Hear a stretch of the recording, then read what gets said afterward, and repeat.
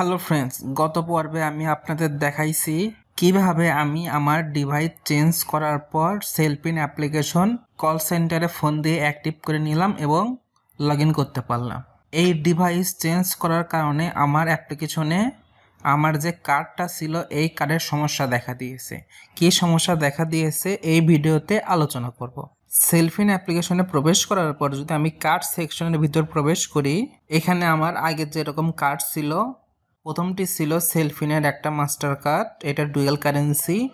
এরপর আমাকে দুইটা কার্ড দিছিল, এটা ইউনিয়ন পে নেটওয়ার্কের আন্ডারে চলবে।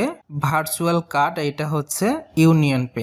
এই দুইটা কার্ডের ভিতর যদি আমি প্রবেশ করি, এখানে বলতেছে যে এই কার্ডটা সেলফিনে অ্যাক্টিভ নাই। এই অপশনটা কেন আসলো এটা আমি আইডেন্টিফাই করার চেষ্টা করব। আমি সেলফিনের ডিভাইস চেঞ্জ করার ফলেই এইটা আসলো। এর আগে কিন্তু আমি এই কার্ডটা ব্যবহার করতে পারতেছিলাম। আমি যদি ব্যাক দিয়ে আসি, এখানে দেখেন সিবিসি কোডও দেখাচ্ছে না, এক্সপায়ার ডেট দেখাচ্ছে না, এগুলো হিডেন করে দিছে।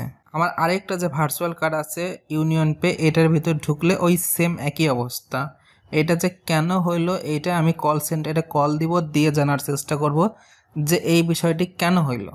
আর এছাড়াও আমার সেলফোনে কিন্তু ভিসা কার্ড অ্যাড করা আছে, যে এটা শুধুমাত্র বাংলাদেশে সাপোর্ট করবে। আরেকটা ডেবিট কার্ড অ্যাড করছি, এটা আমি স্টুডেন্ট ভিসা কার্ড অ্যাড করা।